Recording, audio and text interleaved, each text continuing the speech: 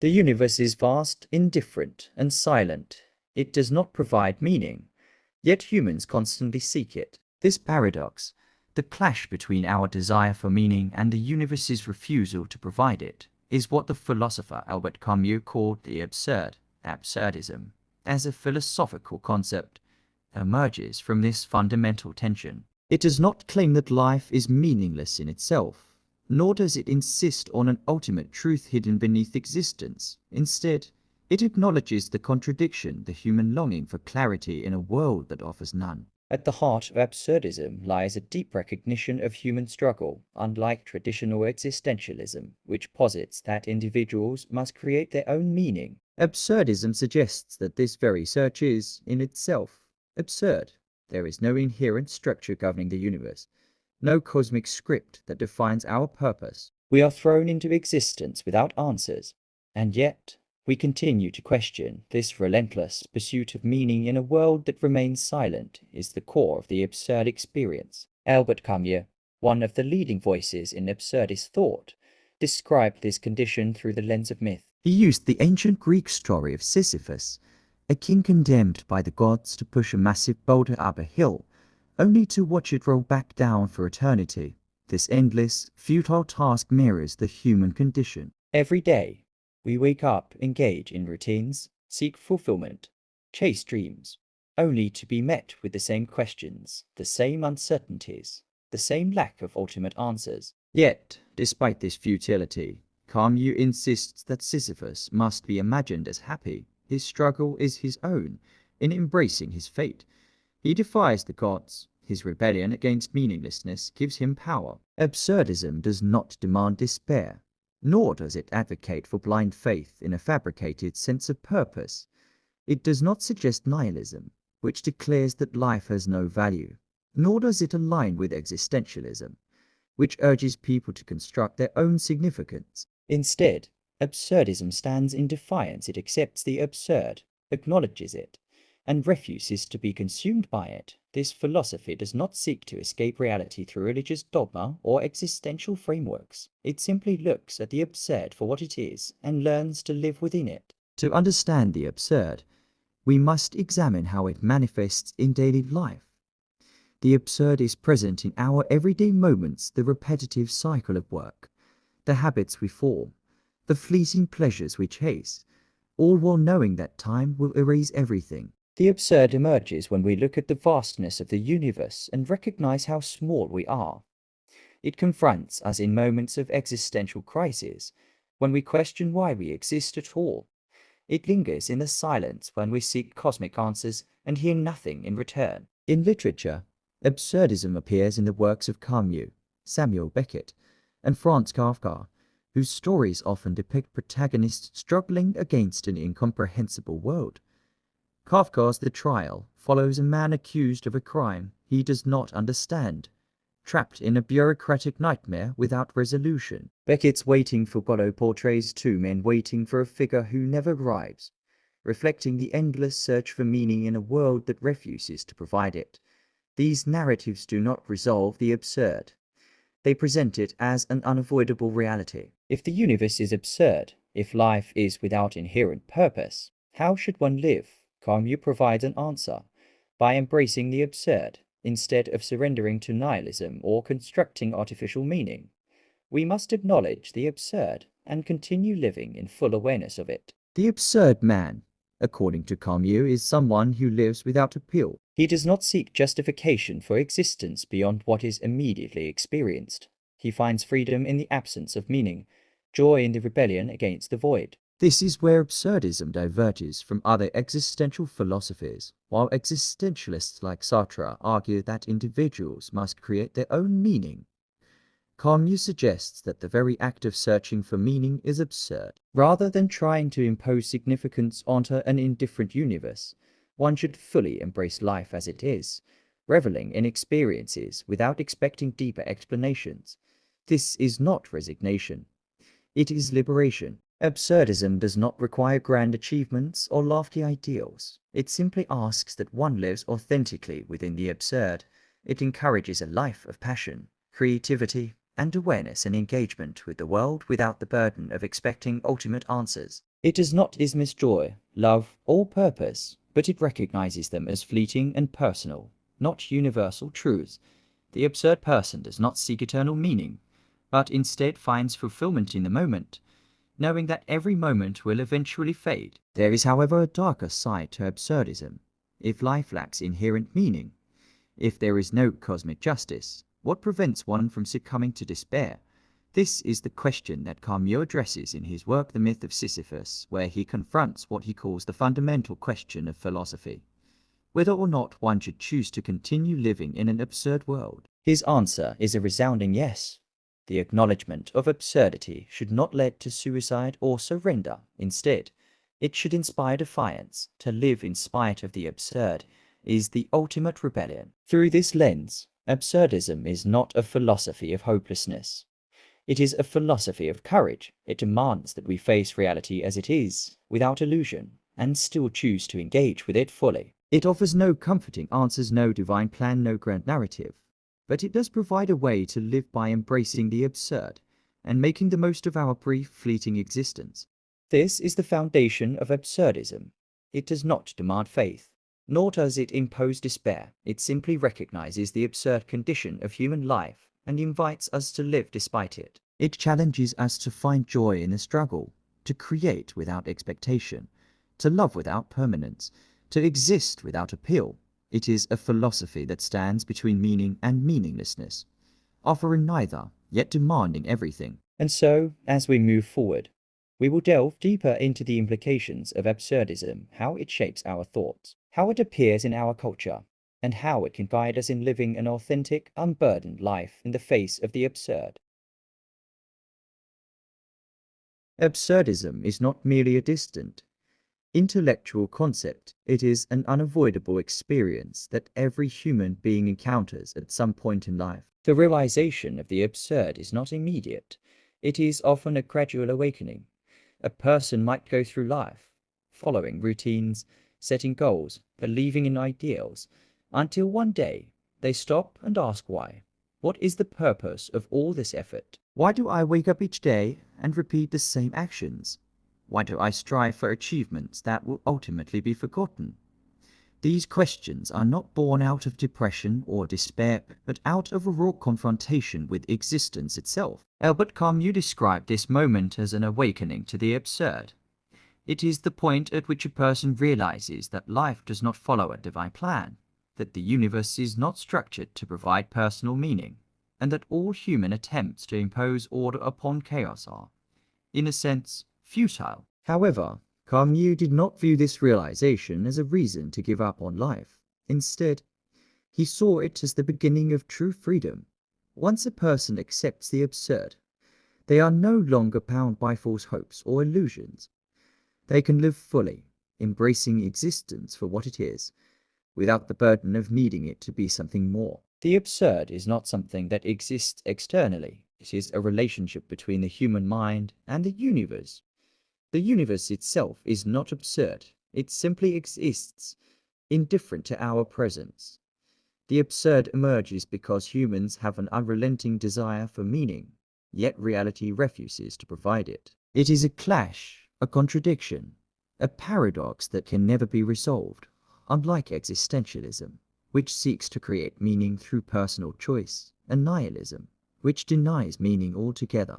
Absurdism acknowledges the tension and refuses to resolve it. But how does one respond to the absurd? Camus identified three possible reactions.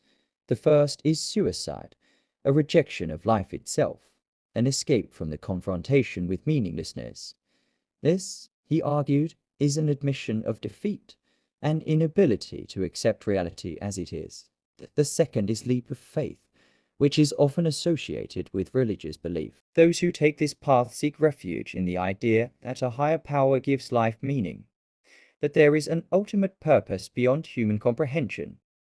Camus rejected this approach, considering it an intellectual dishonesty, a way of avoiding the absurd rather than facing it. The third response, and the one Camus advocated for, is revolt, a conscious decision to embrace the absurd and live despite it. To revolt is to accept that life has no inherent meaning, and yet continue living with full awareness of this fact. It is to find joy, passion, and intensity in existence, even in the absence of ultimate purpose. It is to live with the absurd, rather than in spite of it. One of Camus' most famous symbols of absurdism is the myth of Sisyphus. In Greek mythology, Sisyphus was condemned by the gods to roll a boulder up a hill for eternity, only for it to roll back down each time he reached the top. His punishment was endless, repetitive, and seemingly meaningless. Yet, Camus reinterprets this myth, arguing that Sisyphus' struggle is representative of human life. If one imagines Sisyphus as aware of his fate,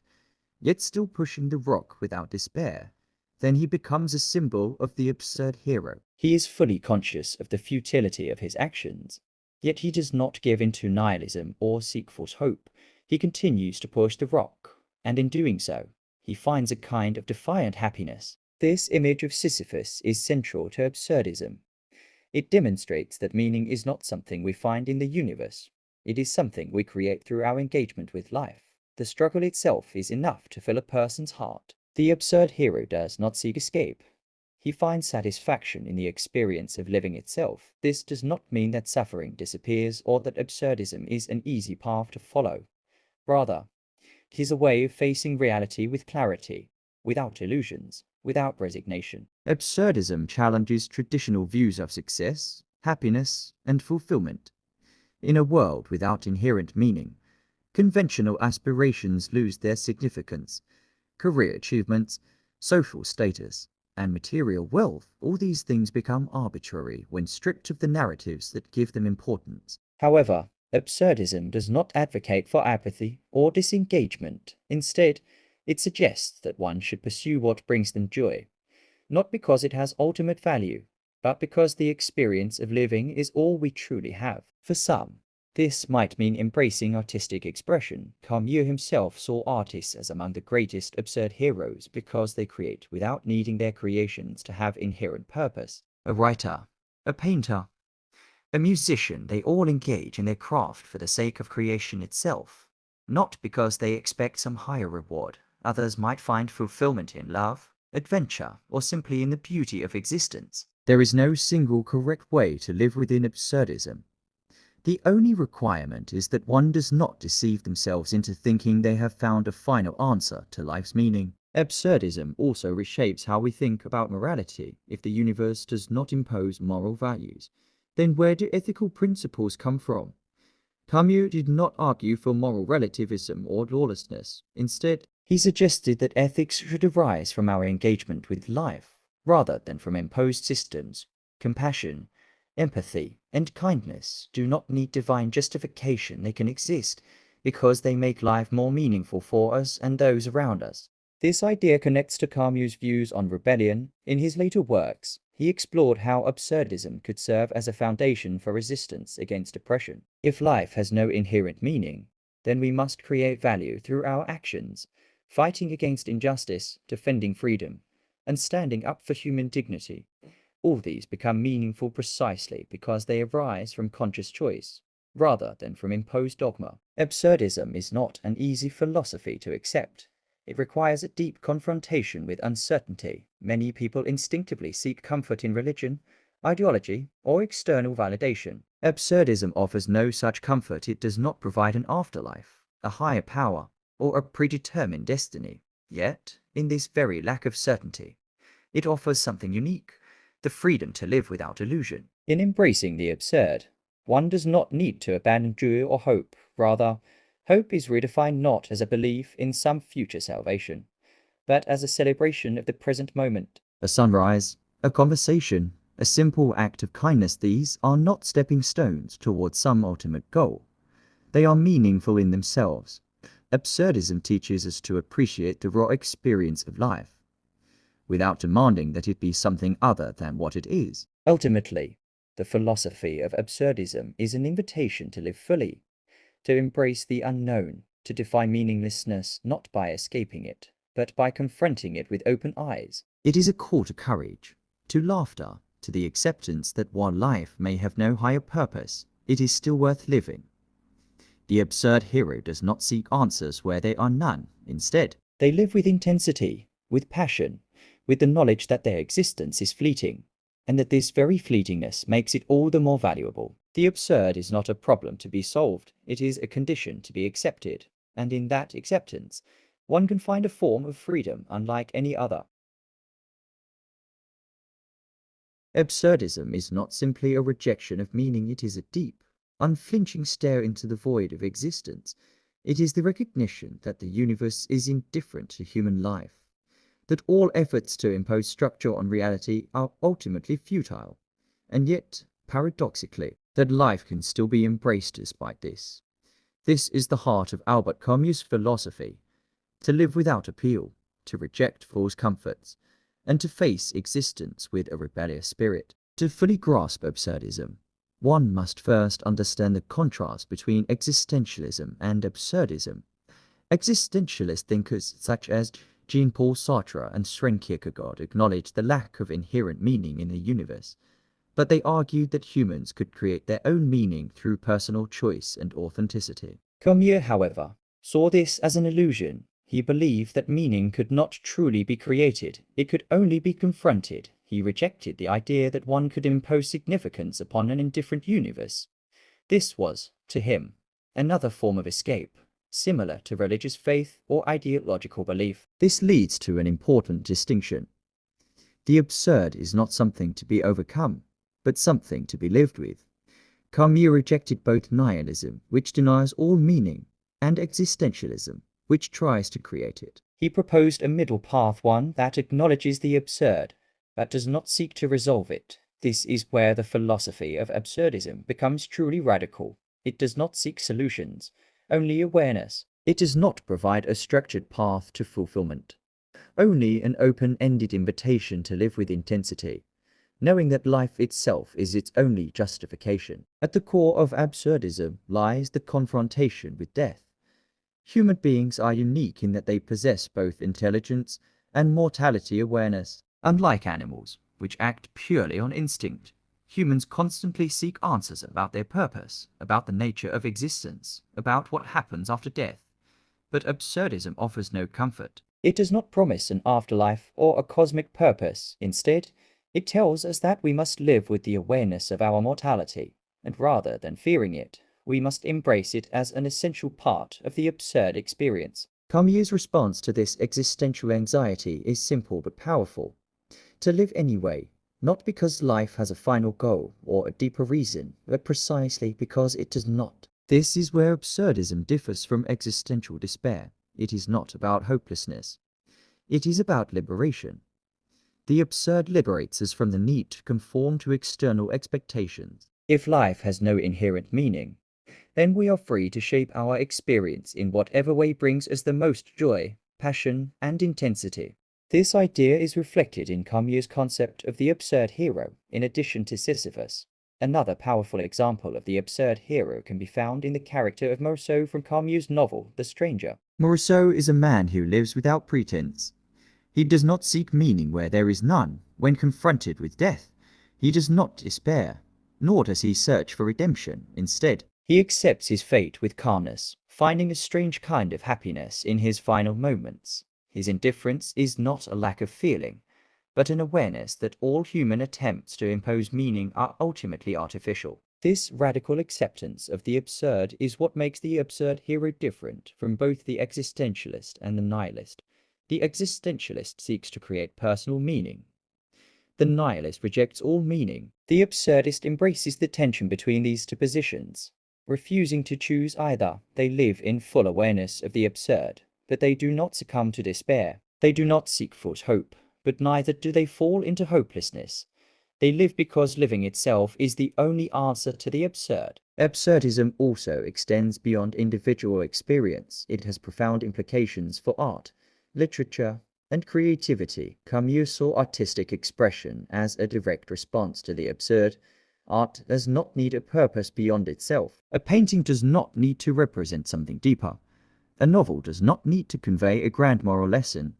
The act of creation is itself an affirmation of life. This is why Camus believed that the artist was one of the highest forms of the absurd hero, because they engage in an act that has no ultimate meaning, yet they do it anyway. Similarly, Absurdism challenges traditional ideas of success and ambition. If the universe has no ultimate purpose, then what does it mean to be successful? Is it wealth, fame, power? These things are often seen as goals, but within absurdism, they lose their significance. If life is absurd, then no external achievement can provide lasting fulfillment. Instead, the absurdist focuses on the experience of living itself rather than on reaching an imagined endpoint. This does not mean that ambition is meaningless. It means that ambition should be pursued for its own sake, rather than as a means to an end. A person can still strive for excellence in their work, still push themselves to achieve, but they do so not because they believe it will grant them ultimate meaning, but because the process itself is fulfilling. This is the essence of the absurd rebellion, to live fully, without illusions, and without surrendering to despair. Absurdism also forces us to reconsider our relationship with time. Many people live as if they are preparing for a future moment when life will truly begin after they achieve success, after have saved enough money, or after they retire. But absurdism dismantles this illusion. There is no ultimate moment when life begins, because life is already happening. The absurd hero does not live for the future. They live fully in the present, knowing that every moment is an end in itself. This is why absurdism is often misunderstood as pessimistic. Many assume that if life has no inherent meaning, then it must be empty or bleak. But Camus argued that this is a failure of imagination. The absence of meaning does not imply despair, it implies freedom. The absurd liberates us from the pressure to conform, from the anxiety of needing to justify our existence. If there is no cosmic purpose, then we are free to create our own personal narratives, not because they are objectively true, but because they allow us to live more fully. This idea extends into love and relationships. Many people seek meaning in romantic relationships, hoping that another person can complete them or give them purpose. Absurdism challenges this notion. Love is not a grand destiny or a universal truth.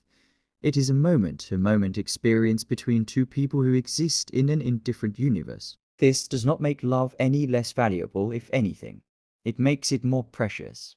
Love is meaningful not because it fulfills a divine or cosmic purpose, but because it is something we create together, despite the absurdity of existence. Similarly, absurdism reshapes our perspective on morality. If life has no inherent meaning, then how do we determine what is good or bad? Camus rejected both moral relativism and rigid ethical doctrines. Instead, he proposed a simple ethical stance. Since life is absurd and fleeting, the only true crime is to diminish the experience of others. This is why Camus was deeply opposed to totalitarianism and authoritarian ideologies. He believed that any system that sought to impose meaning through oppression or violence was a form of philosophical suicide, a way of escaping the absurd, rather than confronting it. The absurd hero, therefore, does not seek moral absolutes, but they also do not fall into nihilism. They recognize that while morality may not have a cosmic foundation, it is still essential for human coexistence. They act not out of duty to an external principle, but out of a recognition that kindness, compassion, and justice enhance the absurd experience of living. This leads to the final and perhaps most important lesson of absurdism: the power of rebellion. Camus' ultimate conclusion was that to embrace the absurd is to rebel against it not by seeking meaning where there is none, but by refusing to be defeated by the absurdity of existence. This is why the myth of Sisyphus ends with the famous line, "One must imagine Sisyphus happy." Sisyphus, condemned to push a boulder up a hill for eternity, represents the absurd condition of human life. But his tragedy is transformed into triumph the moment he accepts his fate. Without seeking to escape it, in that moment, he becomes free. He is no longer a victim, he is a rebel, and in rebellion there is joy, not a joy that comes from illusions or false hopes, but a deep, defiant joy that comes from embracing life on its own terms. This is the final realization of absurdism. We are all Sisyphus, pushing our own boulders. But if we accept the absurdity of our task and live with full awareness, then even in the most meaningless of struggles, we can find a profound and unshakable happiness. One of the most fascinating aspects of absurdism is how it transforms our understanding of success and failure. In a society driven by ambition and achievement, people often measure their worth by external accomplishments, wealth, recognition, status. But absurdism exposes these as illusions. If life itself has no inherent meaning, then neither does success nor failure. Both are arbitrary constructs, created by human beings trying to impose order on an indifferent universe. For the absurdist, true freedom comes not from achieving external goals, but from escaping the need for them altogether. This does not mean rejecting all ambition. It means detaching from the illusion that success is an ultimate victory or that failure is an ultimate defeat. Imagine an artist who paints not for fame, but for the sheer joy of creation. They are embodying the absurdist spirit. Their work has no cosmic significance, yet they paint anyway. They rebel against meaninglessness not by escaping it, but by embracing it fully. This perspective reshapes how we view art and creativity. Many artists and writers struggle with existential questions. What is the point of creating something if it has no deeper purpose? Why write a book, compose music, or make films if everything is fleeting? Absurdism answers this by saying, because we can. Art is not about conveying some ultimate truth, it is about expressing the human experience in all its contradictions. The beauty of art is that it does not need justification. Its very existence is a form of rebellion. Albert Camus himself was a writer, and his novels often explore characters who face the absurd. In The Stranger, the protagonist, Rousseau, lives without illusions. He does not pretend that life has a grand meaning, and because of this, he is condemned by society. His crime is not just murder, it is indifference. Society cannot accept someone who refuses to play by its invented rules. But Camus does not present Rousseau as a tragic figure. In the end, he embraces the absurd and finds a strange kind of peace. This is the absurdist victory, not in changing the world, but in accepting it as it is, without fear or illusion. This philosophy also applies to science and knowledge. Human beings seek to understand the universe, hoping to find patterns, laws, and explanations. But absurdism challenges the idea that knowledge can ever provide ultimate meaning. The more we discover about the universe, the more we realize how small and insignificant we are. The vastness of space, the randomness of evolution, the inevitable heat-death of the cosmos, these are not comforting ideas. Yet absurdism does not reject science. It simply reminds us that knowledge does not equal meaning. Absurdism allows us to appreciate science not as a path to truth, but as a fascinating journey of curiosity. We study the stars not because they hold our destiny, but because they are beautiful. We explore the mysteries of existence not to find a grand answer, but because questioning itself is an act of rebellion against the void. This idea extends to technology and progress. Many people assume that advancements in science and technology will eventually solve all of humanity's problems, but absurdism warns against this optimism. There is no invention that can eliminate death, no discovery that can erase the absurd. Progress may improve our quality of life, but it does not change the fundamental reality. We are finite beings in an indifferent universe. This realization can be unsettling, but it also brings clarity. Absurdism invites us to embrace the temporary nature of life rather than fear it. It encourages us to live without false hope, but also without despair. The future may be uncertain, but that does not mean we cannot live fully in the present. This brings us to the concept of happiness in absurdism. Traditional ideas of happiness are often tied to external achievements, finding love, building a career, raising a family. But absurdism suggests that happiness is not something we find, it is something we create. If there is no inherent meaning to life, then joy comes from the small, everyday experiences, a conversation with a friend, the taste of a favorite meal, the warmth of the sun on your skin. This kind of happiness is not grand or dramatic. It is quiet, simple, and deeply personal. It is not about seeking fulfillment through an external purpose, but finding fulfillment in existence itself. The absurdist does not seek happiness in some final destination. They recognize that every moment contains the potential for joy, if only we allow ourselves to see it. And so, absurdism leaves us with a paradox. Life is meaningless, and yet That very meaninglessness gives us the freedom to live fully. The absurd hero does not need a grand purpose, a divine destiny, or a universal truth. They wake up each day, knowing that the universe does not care, but they choose to care anyway. This is the true rebellion against the absurd, to live, not because we must, but because we can. The absurd is not something to be solved, escaped, or eliminated, it is something to be embraced. At its core, absurdism is a philosophy of acceptance without resignation. Unlike existentialism, which often leads to an attempt to create meaning, or nihilism, which embraces meaninglessness with despair, absurdism stands in between. It acknowledges that life has no inherent purpose while also rejecting the idea that this lack of meaning must lead to despair. To live absurdly is to exist in full awareness of life's contradictions. The mind seeks reason, order, and structure, yet the universe remains indifferent and chaotic. This contradiction, the desire for meaning in a meaningless world, is what Camus calls the absurd.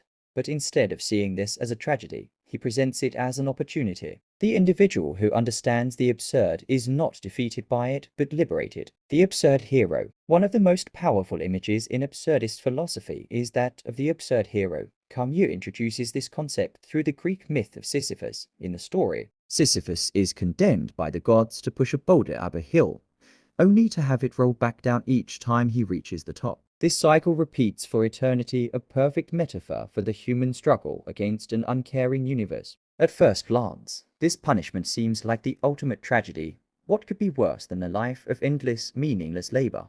But Camus offers a radical interpretation. We must imagine Sisyphus happy. His struggle, though futile, is his own. He does not need a cosmic purpose to justify his actions. He continues pushing the rock, not because he expects to succeed, but because it is his task. The absurd hero does not seek meaning from the universe. He creates it within himself. Sisyphus is a symbol of anyone who persists despite knowing the inevitable futility of life. The artist who continues to create. The scientist who continues to search for answers. The worker who performs their daily tasks. All of these people are modern Sisyphuses. They do not need ultimate validation for their efforts. They continue because the act of living itself is enough. Absurdism and love. Love is often considered one of the most meaningful aspects of human existence. But absurdism challenges this assumption. If life has no inherent meaning, then love, like all things, is ultimately temporary and without cosmic significance. But this does not mean that love is unimportant. On the contrary, absurdism allows us to appreciate love for what it truly is, a shared experience between two individuals, free from illusion. Many people seek in love a kind of eternal fulfillment, a belief that another person will give their life meaning. This expectation places an impossible burden on relationships, leading to disappointment. Absurdism teaches us to love without illusion, to embrace love as something fleeting yet real. Love is not a salvation. It is an experience, a moment in time, and this makes it even more valuable. To love absurdly is to love without expecting permanence. It is to cherish someone not because they complete us, but because they exist. Love is an act of rebellion against the absurd, not by trying to impose meaning on it, but by accepting its transience and embracing it anyway. The absurd and death. Perhaps the most difficult aspect of absurdism is its confrontation with death. Most philosophical and religious traditions attempt to give death meaning, whether through an afterlife, reincarnation, or legacy. But absurdism rejects these narratives. Death is the ultimate absurdity. It is the final proof that life has no inherent purpose. No matter what we achieve, no matter what we create, all of it will eventually be forgotten. But absurdism does not view death as something to be feared. If life has no inherent meaning, then neither does death. It is simply a part of existence, neither good nor bad, neither just nor unjust. The absurdist does not see comfort in the idea of an afterlife, nor do they despair at the thought of oblivion. Instead, they accept death as an inevitable part of the absurd condition. This acceptance is not resignation. It is liberation. The awareness of death allows us to truly live. When we accept that life is fleeting, we stop wasting time on illusions and start focusing on what is real. We do not need to leave a legacy, change the world, or be remembered. All we need to do is exist fully in the present. Absurdism and society. Most societies function on the assumption that life has a purpose. Religion, politics, economics, these institutions are built on the idea that there is a higher order, a guiding principle that gives life meaning. Absurdism challenges this foundation. If life is inherently meaningless, then the rules and structures we create are also arbitrary. This realization can lead to a deep sense of alienation. The absurd individual sees through the illusions that others take for granted. They recognize that success, morality, and social norms are human constructs. But instead of rejecting society outright, the absurdist plays along not because they believe in these systems, but because they choose to engage with them while remaining detached. This detachment is what allows the absurdists to live freely. They do not take social expectations too seriously. They work, they create, they interact with others not because they believe these actions have ultimate significance, but because they are part of the human experience. To live absurdly is to participate in the world without being trapped by it. The absurd life. So, how does one live as an absurdist? The answer is both simple and difficult. By embracing life fully, without illusion or false hope. The absurd individual does not seek meaning where there is none. They do not strive for some grand purpose. Instead, they find joy in the act of living itself. This means appreciating the small things: a good meal, a conversation, a moment of laughter.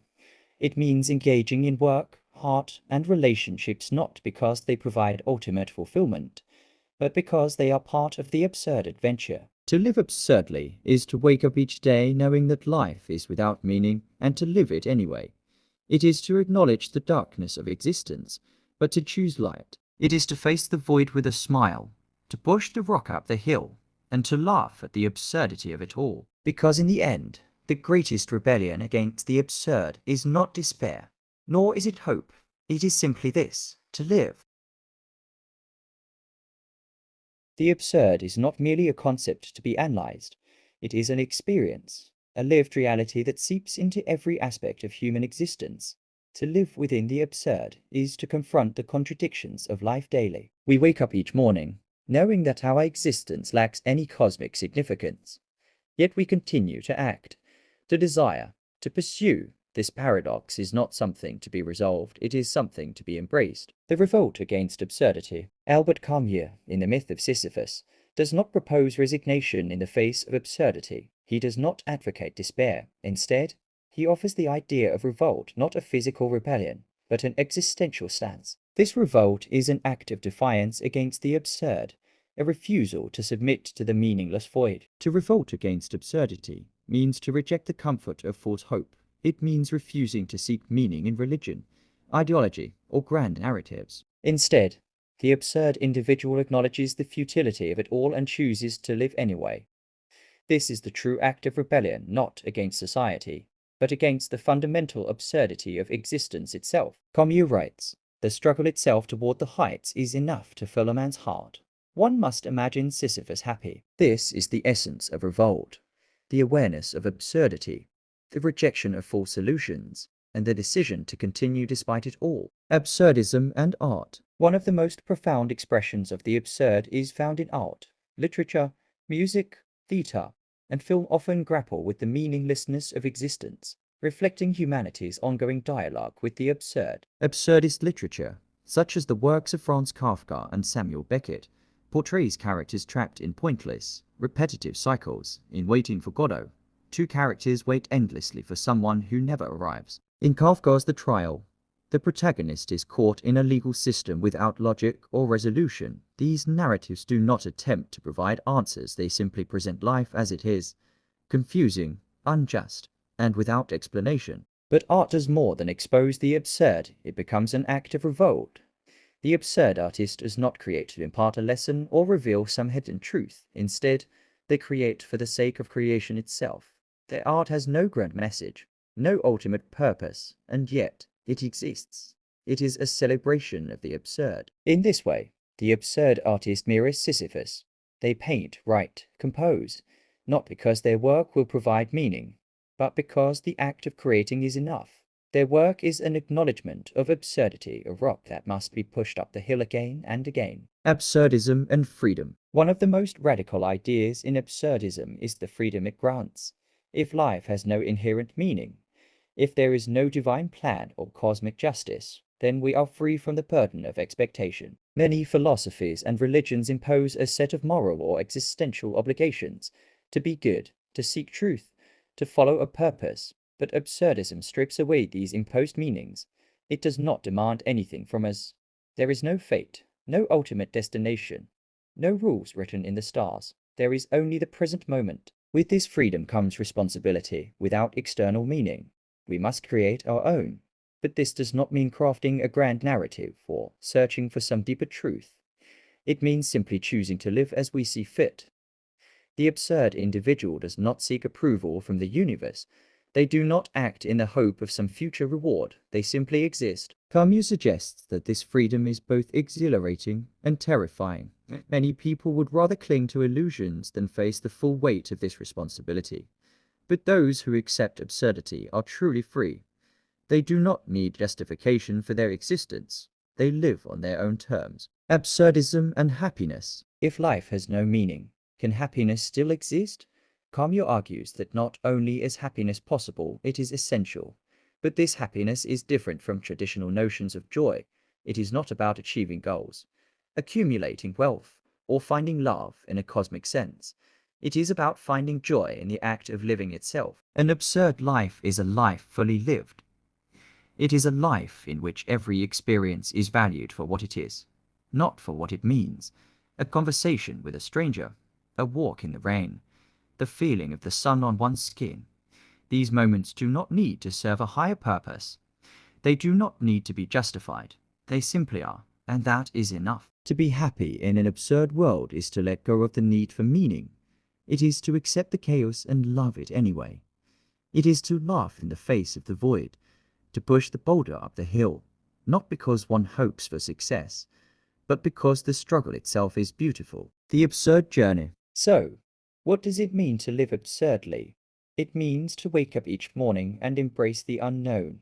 It means to create without expectation, to love without illusions, to act without seeking validation. It means to reject both false hope and despair, to stand in the middle of the paradox and say, yes, life is meaningless, and yet I am here. The absurd journey is not one of discovery, it is one of acceptance. It is not about searching for hidden truths or uncovering the meaning of life. It is about recognizing that there is no meaning and choosing to live boldly anyway. To live absurdly is the greatest act of rebellion. It is a refusal to be crushed by the weight of meaninglessness. It is a declaration of freedom in the face of an indifferent universe. And in that moment, Sisyphus is no longer a prisoner, he is free. The absurd is not simply an intellectual exercise or a topic for philosophical debate. It is an unavoidable reality of human existence. Every individual, at some point, encounters the absurd in their own life, whether in moments of deep personal crisis, when faced with loss, or when reflecting on the nature of existence itself. The absurd becomes tangible. It is not merely an abstract concept, but a fundamental part of our daily experience. The absurd in everyday life. One does not have to read philosophical texts to experience absurdity. It is present in the most mundane aspects of life. Consider waking up each morning and going through the same routine, brushing your teeth, eating breakfast, commuting to work, engaging in repetitive tasks, all the while knowing that one day you will cease to exist. The absurd is embedded in this very contradiction. We behave as though our actions have meaning, yet we are aware that, on a cosmic scale, they do not. This realization can strike at any time. A person might be walking down the street, lost in thought, when suddenly they are overwhelmed by the strangeness of existence. Why do we wake up? Why do we go to work? Why do we fall in love, chase ambitions, or worry about the future when none of it ultimately matters? This moment of realization is what Camus calls the feeling of the absurd, a sudden confrontation with the meaninglessness of everything we do. Yet, rather than despairing, Camus suggests that this realization should be embraced. To recognize the absurd is not to be defeated by it, but but to gain clarity about one's existence. Once we acknowledge that life is devoid of inherent meaning, we are liberated from false expectations and societal pressures. We can live without illusion, fully embracing the absurd. Absurdism and society. Society, however, does not encourage such thinking from childhood. People are taught to believe in meaning whether through religion, moral systems, or social expectations. We are told that hard work leads to success, that love is eternal, that justice prevails, and that life has purpose. These narratives provide comfort and stability. But what happens when these illusions are shattered, when someone works hard but never finds success? When love fades, when injustice persists, the individual is left disoriented, confronting the absurd directly. Society often discourages this confrontation, offering distractions, entertainment, material possessions, the pursuit of status, anything to keep people from questioning the fundamental absurdity of life. Yet, the absurd individual resists. They refuse to be comforted by false meaning. They do not reject society entirely, nor do they seek to destroy it. Instead, they live within it while understanding that the structures around them are arbitrary. They engage in life not because they believe in some higher purpose, but because they choose to. The absurd hero. Camus presents the idea of the absurd hero, someone who fully acknowledges the absurd, yet continues to live without seeking external justification. This hero does not seek escape through religion or ideology, nor do they surrender to nihilism. They live with the absurd, accepting it without attempting to resolve it. One of Camus' greatest examples of the absurd hero is Don Juan, the legendary seducer. Don Juan does not seek eternal love or lasting relationships. He does not chase meaning through devotion to one person. Instead, he embraces love for its own sake. He lives passionately, experiencing romance as a series of fleeting moments, never expecting more than what the present offers. Similarly, the absurd artist creates not to convey a message or achieve immortality, but simply because the act of creation is fulfilling in itself. They do not seek fame, legacy, or higher purpose in their work. They create for the sheer joy of creating. Another example is the actor, who takes on different roles without ever becoming one character permanently. They embody various lives on stage, but return to themselves when the play ends. This mirrors the absurd life, living fully in each moment without expecting permanence. Suicide and the absurd. One of the most serious questions Camus explores in the myth of Sisyphus is whether suicide is a legitimate response to the absurd. If life has no meaning, why continue living? This is the question that stands at the heart of absurdist philosophy. Camus argues that suicide is a rejection of the absurd rather than an acceptance of it. To take one's own life is to seek an escape from the contradiction of existence. It is to surrender to despair, instead of embracing the absurd fully. Instead, Camus proposes revolt, a conscious decision to continue living despite the lack of meaning. This is not a passive acceptance of absurdity, but an act of defiance. To live absurdly is to refuse both suicide and false hope. It is to acknowledge meaninglessness and still choose to wake up each day, to engage in life, to experience joy, sorrow, love, and struggle, all without expecting a greater purpose. Absurdism and death. One of the most difficult aspects of absurdism is its relationship with death. Death is the ultimate limit, the inevitable end that makes all human pursuits seem trivial. If we all die, does anything we do truly matter? Absurdism does not seek to provide comfort about death, unlike religion, which often offers an afterlife, or existentialism, which encourages creating personal meaning. Absurdism simply accepts death as part of the absurd condition. However, this acceptance does not mean we should live in fear or despair. Instead, it means that because life is fleeting, every moment should be lived fully. The absurd individual does not waste time chasing illusions of immortality or legacy. They do not worry about what happens after death. They focus entirely on the present. As Camus writes, real generosity toward the future consists in giving all to the present. Living absurdly. To live absurdly is to live without false hope, without illusions, without attachment to the idea that life must mean something. It does not mean living recklessly or without care. Rather, it means living with full awareness of the absurd, It means laughing in the face of meaninglessness, finding joy in a struggle, embracing the chaos of existence. The absurd life is not one of despair, but of freedom. When one stops searching for meaning, they are free to simply live. They are free to love without expecting permanence, to create without seeking recognition, to act without fear of failure. To live absurdly is to recognize that while life has no inherent meaning, that does not mean it is not worth living.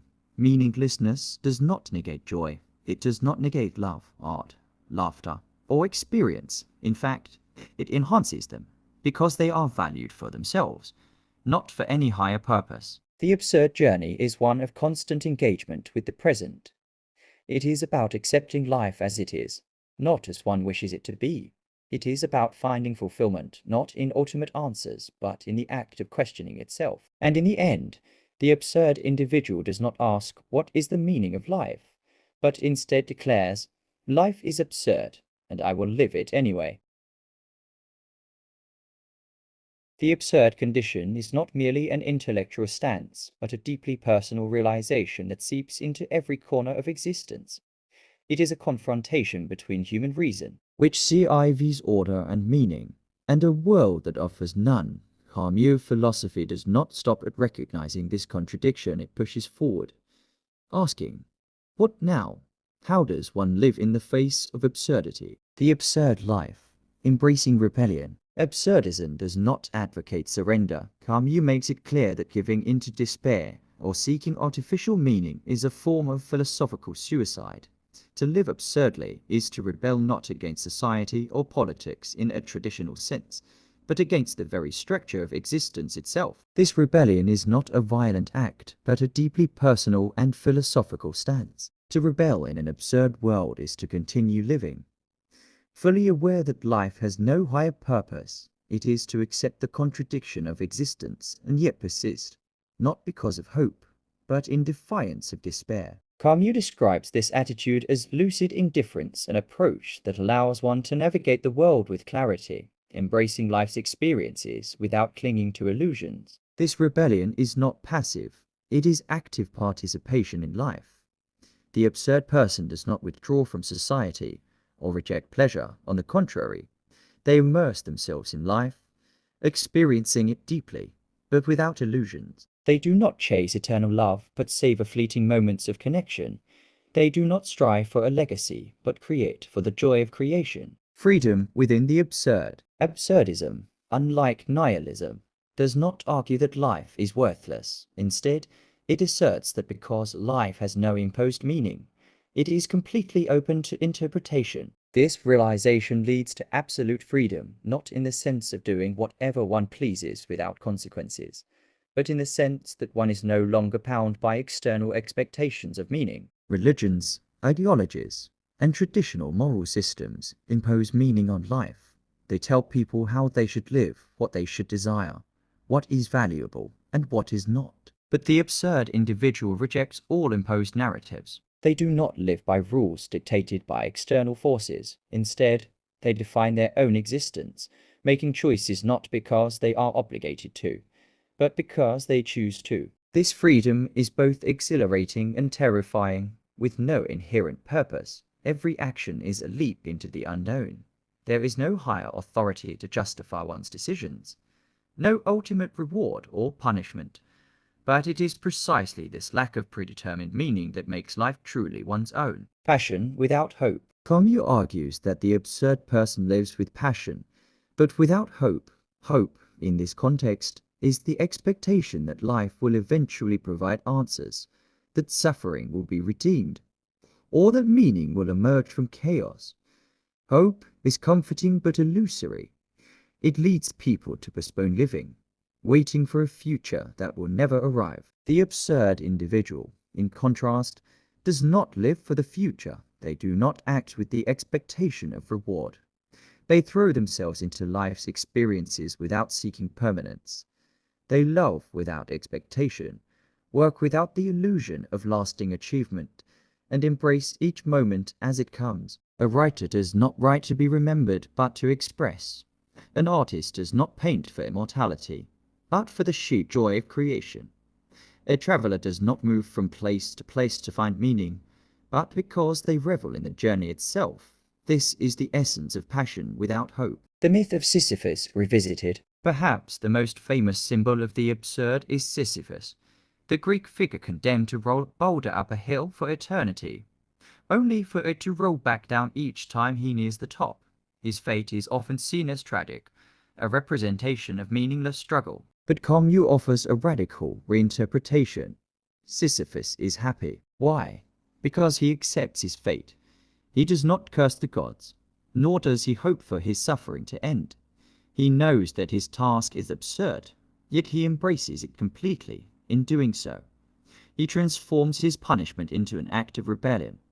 He defies fate by living fully within it, refusing to be broken by its absurdity. This is the core of Camus' absurd philosophy: to embrace life's futility without seeking escape, to acknowledge that life is a cycle of repetitive struggles and still find joy within them. The absurd and creativity. One of the most profound ways to engage with the absurd is through creativity. Art, literature, music, and philosophy become expressions of the absurdist spirit, not because they provide meaning, but because they celebrate the act of creation itself. The absurd artist does not seek eternal recognition.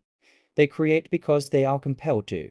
A story is told not because it offers a moral lesson, but because storytelling is a fundamental human impulse. A song is sung not to change the world, but because singing is an act of existence. This approach to creativity rejects the need for justification. One does not write to achieve greatness. One writes because the act of writing itself is a rebellion against silence. The absurd artist finds meaning not in the final product, but in the process itself. The absurd and relationships. In a world without inherent meaning, relationships take on a new form. Love is not eternal. Friendships are not destined. Every connection is transient. But this does not mean they are meaningless. On the contrary, it makes them even more valuable. When two absurd individuals come together, they do not seek to complete each other. They do not expect their love or friendship to be an answer to life's mysteries. Instead, they share a temporary journey, appreciating each other's presence without illusions. This kind of love is free from dependency. It does not seek to possess or control. It is not bound by expectations or obligations. It thrives on mutual choice, knowing that nothing lasts forever. The absurd lover does not ask for eternity. They ask only for the moment, and in that moment, they are fully alive. The absurd and death. Perhaps the most difficult aspect of absurdism is its relationship with death. If life has no inherent meaning, and if all things eventually end, what is the point of living at all? Absurdism does not provide comforting answers. It does not promise an afterlife or moral reckoning. Instead, it offers something far more radical: the idea that death is what makes life valuable. If one were to live forever, nothing would matter. There would always be another day, another chance, another opportunity. But because life is finite, each experience is unique. Every moment carries weight precisely because it will never come again. The absurd individual does not fear death. They do not obsess over the unknown. Instead, they focus entirely on life, on the here and now. Death is not an enemy, but a reminder to live fully, to chase experiences not because they led to something greater, but because they are all we have. The absurd journey. To live absurdly is to walk a tightrope between despair and hope, between meaning and meaninglessness. It is to recognize that there is no final destination, no grand revelation waiting at the end. Yet, this realization is not a burden, it is a liberation. Without the need for external meaning, one is free to create their own without the pressure of purpose. One can simply be. The absurd person wakes up each day not because they believe in something higher, but because they choose to. They engage in life not to solve its mysteries, but to experience them. They struggle, create, love, laugh, and exist for no reason other than existence itself. And in the end, they do not ask, "What is the purpose of life?" They ask, "What can I do with the life I have?" Because life is absurd, and that is what makes it beautiful. As we move into the final exploration of absurdism, we must ask, what is the future of this philosophy? Can it still guide us in an era of rapid technological advancements? Artificial intelligence and a world where meaning seems increasingly elusive. To understand this, We must reflect on the core tenets of absurdism and see how they apply to our evolving society. Absurdism, at its heart, acknowledges that human beings crave meaning, yet the universe offers none. This contradiction, this gap between our desires and the silence of the cosmos, creates the absurd. Camus famously argued that we must embrace this absurdity rather than seek refuge in false hope or dogmatic belief systems. But how does this apply to a modern world dominated by digital connections, hyperreality, and a constant barrage of information? The absurd in the digital age. Today, more than ever, people find themselves lost in a sea of content, social media, endless entertainment, and algorithm-driven experiences shape our perceptions of reality. Some argue that technology has deepened our sense of absurdity. Never before have we been so connected, yet so isolated. We consume information at an unprecedented rate, yet we struggle to find meaning in the noise. The absurd condition is amplified by this paradox. We know more about the universe than any generation before us, yet existential anxiety looms larger than ever. Many turn to distractions, scrolling endlessly through social media, consuming digital content to escape the void.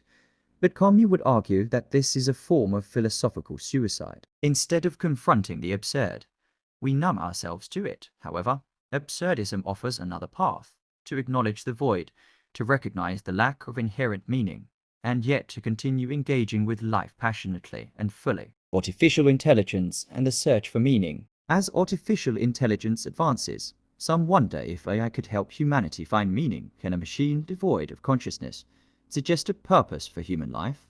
This question itself is absurd. If the universe lacks inherent meaning, then no machine, no matter how intelligent, can generate meaning for us. Meaning is not something that can be computed or discovered. It must be created individually, moment by moment. Yet, some philosophers argue that AI itself is a reflection of absurdism. It mirrors the human condition, processing vast amounts of data, drawing conclusions, but ultimately lacking intrinsic purpose. If we ever create an artificial intelligence that truly contemplates its existence, it may reach the same conclusion as Camus, that life is absurd, and the only rational response is to continue existing regardless. Absurdism and the evolution of human thought. Throughout history, philosophies have risen and fallen, often adapting to the needs of the times. Absurdism, however, remains relevant because it does not prescribe meaning. It merely describes the human predicament, unlike existentialism, which seeks meaning through personal choice, or nihilism, which dismisses meaning entirely. Absurdism stands uniquely as an acceptance of both meaninglessness and continued action. Future generations may find new ways to interpret the absurd.